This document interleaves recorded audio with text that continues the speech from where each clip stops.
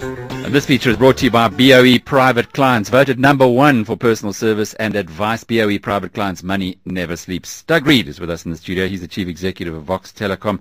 Well, Doug, this might be, some people would think, your last set of great financial results. You've got a lot of challenges on the horizon. It's a good set of numbers, though, and I suppose we should dwell on them for a while.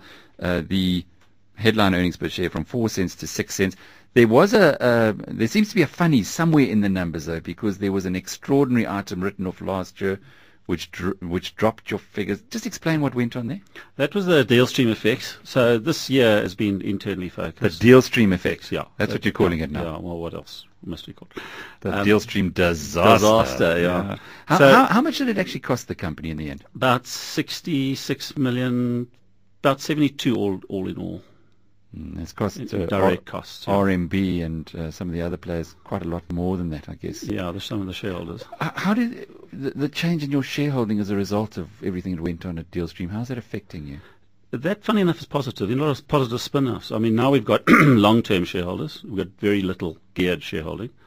RMB, we're in the private equity stable, so they're a solid shareholder with long-term view on it. So it's actually improved that side of things. And while we're talking about shareholders, the Imvela Group, its unbundling, does that affect you? Yes, they're about 12%. We're not sure exactly what they're going to do. But essentially, most of the shares are controlled by about 85%. 85% of the shares are controlled by about 4 or 5 shareholders. So what are you going to do about Imvela now if there's 12%, an overhang of 12% of your shares on the market, presumably? You know, as I said, our whole focus was internal.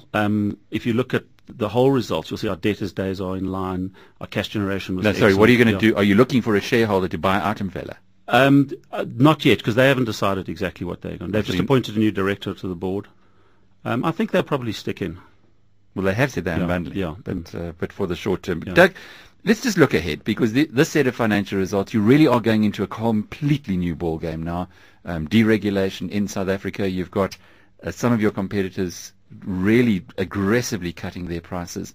There's the interconnect fees that are now being slashed or done away with just about.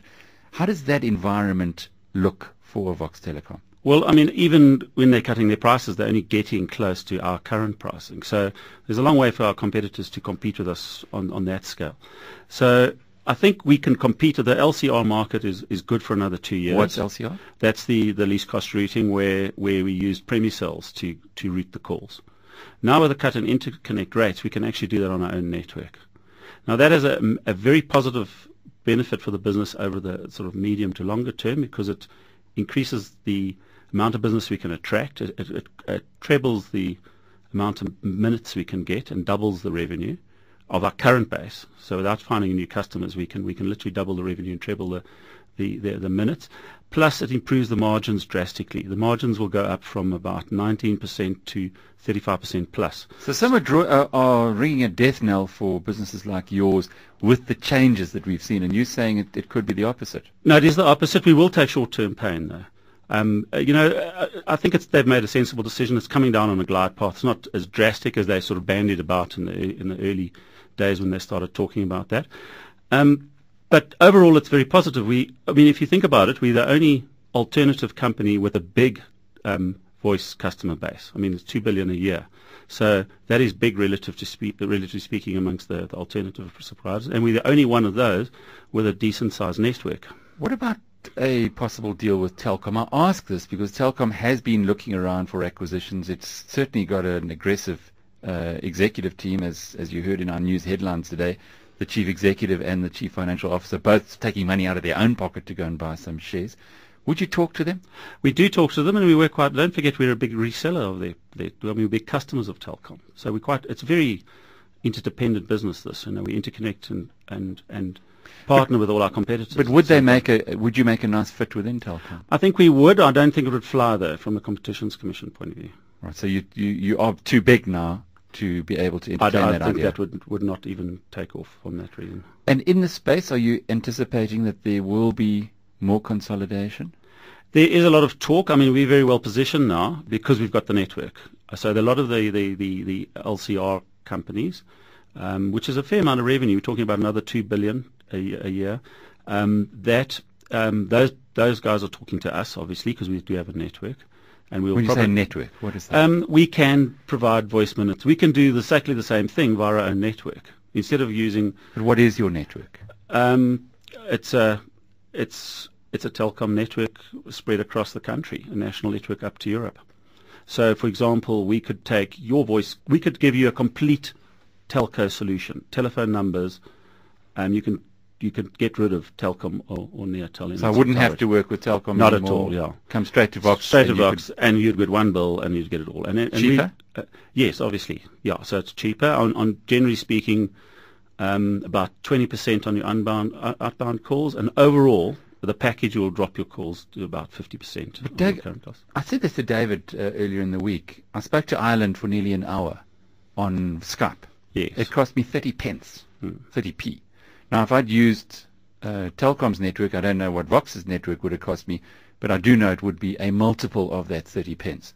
Surely Vox with would cost you 30 cents a minute, South African cents. Well, there we go. Now, Yeah. that's a whole lot more than I did pay. And with Yeah. the introduction of Skype, and as broadband comes to South Africa, and as people become more understanding or understand better that they do have these alternatives, doesn't that put the whole existing telecoms model under pressure? It does, but that you can't actually use those products in a business sense. I mean, we've got a call center. You can't use your PC as a phone if you're doing it in a commercial sense. It's just not good enough. There's too many factors. There's networks. There's voice cards. There's all sorts of things in that. I speak to my chairman almost daily, and I use a video setup to that. And it Yes, works but it's pretty well. one person over a fairly broad band.